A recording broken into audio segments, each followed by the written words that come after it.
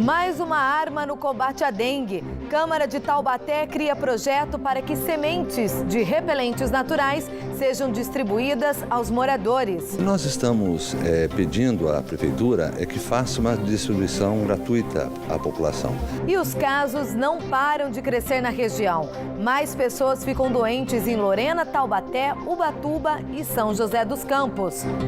De olho no leão, declaração do imposto de renda termina no final do mês. 40% dos contribuintes da região estão em dia com o fisco.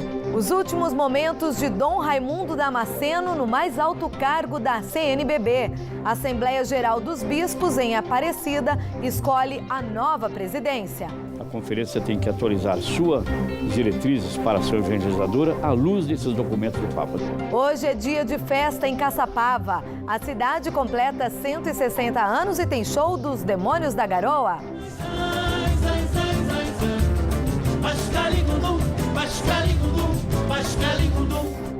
Mais perto das quartas de final do NBB.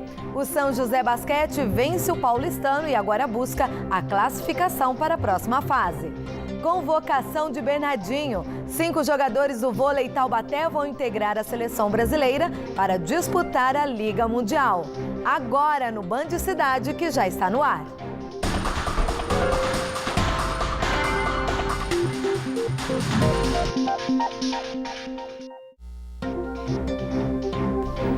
Boa noite.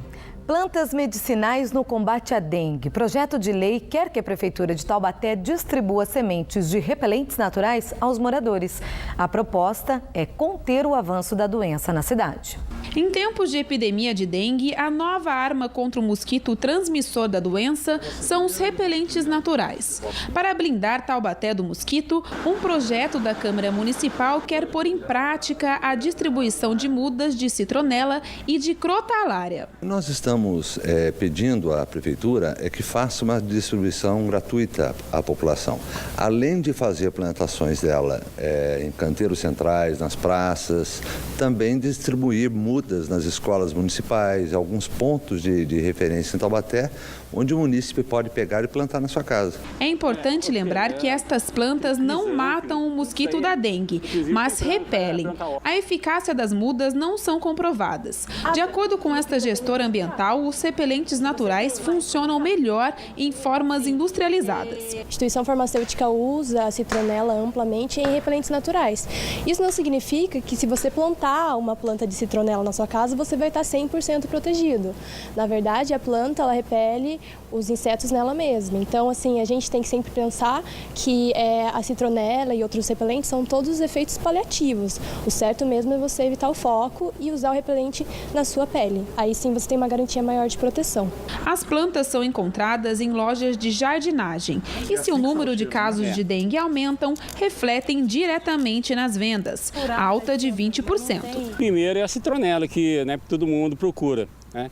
Mas ainda tem outras ainda, tem arruda, hortelã, tudo isso aí também são repelentes natural. A citronela é esta planta aqui, ela tem um cheiro parecido com o de erva cidreira e é exatamente isto que repele o mosquito da dengue. Uma muda custa em média R$ 2,50. A planta é considerada uma erva aromática com porte de 1,5 m de altura e é formada por folhas longas. Já a crotalária tem porte médio e atrai a libélula, que é considerada uma predadora do mosquito da dengue. O projeto do vereador Carlos Peixoto deve ser votado em 20 dias e, se aprovado, precisa ser sancionado pelo prefeito Ortiz Júnior. E cada vez mais pessoas ficam doentes na região. Nos últimos 5 dias, São José dos Campos registrou mais de 300 novos casos. Outras 3 cidades também atualizaram os números. Confira. Com a epidemia, São José dos Campos teve aumento de 364 novos casos. No total, já são 2.073 doentes e 2 mortes. Segundo dados da Secretaria de Saúde, Taubaté teve aumento de 198 ocorrências desde a terça-feira passada. Neste ano, são 684 no total. Uma pessoa morreu. A cidade também vive epidemia. O número de doentes em Lorena subiu de 545 para para 621. A cidade registra também quadro epidêmico. Potim também enfrenta a epidemia de dengue. São 95 pessoas com a doença. Jacareí segue em alerta com 316 casos.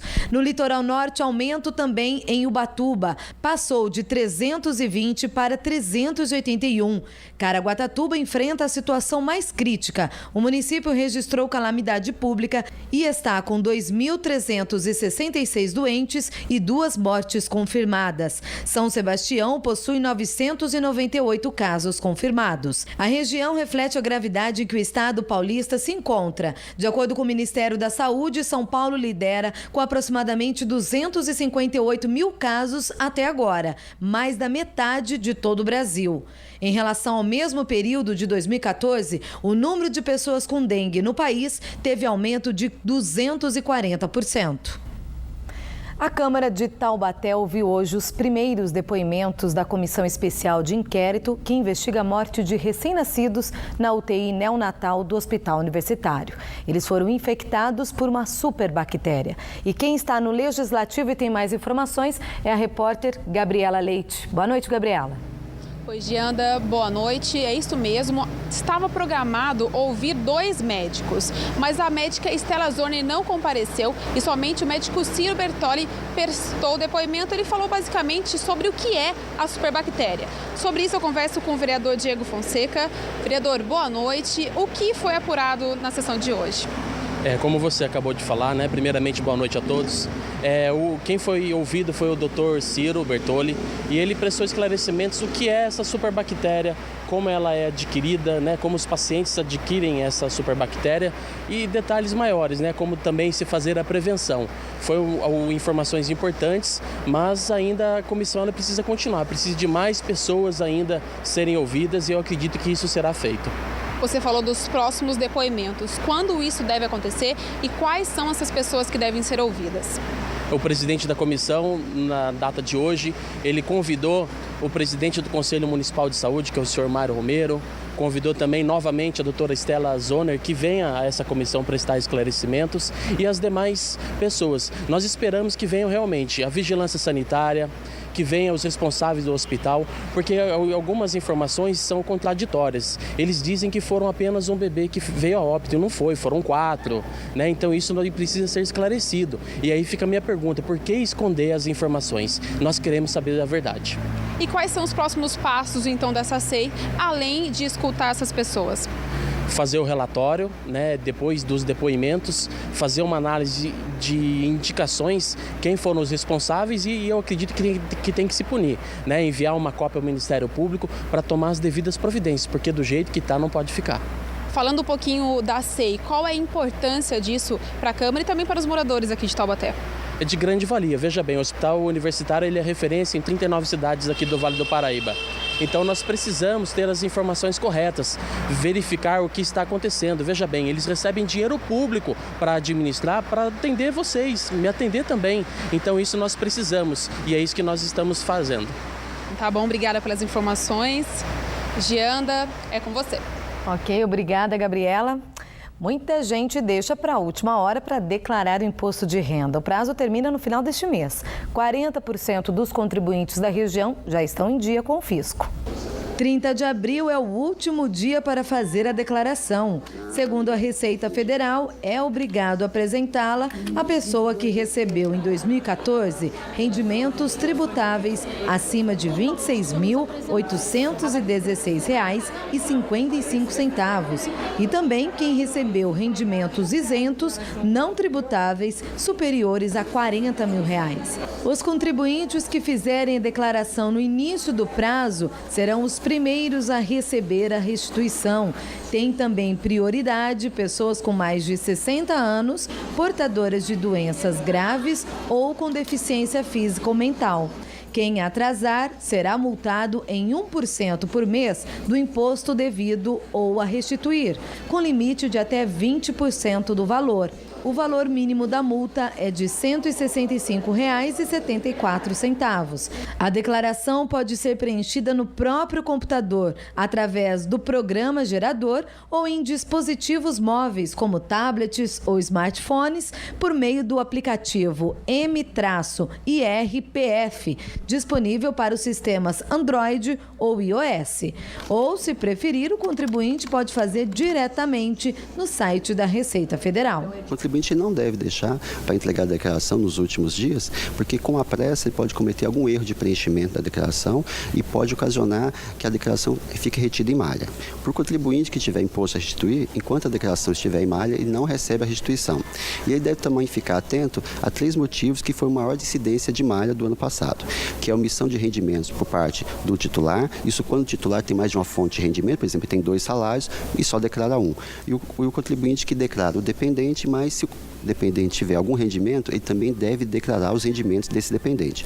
E o terceiro motivo é despesas médicas elevadas.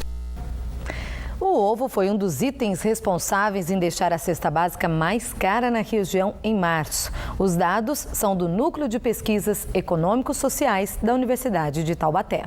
O grande consumo do ovo na quaresma foi o responsável pelo aumento no preço do produto, segundo o levantamento. O preço da cebola também subiu. O motivo foi a baixa oferta da produção no sul do país e a necessidade de importar o produto mais caro da Argentina. O frango também registrou alta, influenciada pela desvalorização do real em relação ao dólar. A pesquisa também aponta queda nos preços da bisteca de porco, patinho e mamão. O estudo se baseia nos recursos de uma família de 5 pessoas com 5 salários mínimos. Em março, a cesta básica custou R$ 1.300,22, crescimento de 0,63% em comparação com o mês anterior. A seguir, as atividades programadas na Semana Monteiro Lobato de Taubaté. E Aparecida cedia a Assembleia Geral dos Bispos, que este ano elege o novo presidente da CNBB. Os detalhes daqui a pouquinho, agora são 7h02.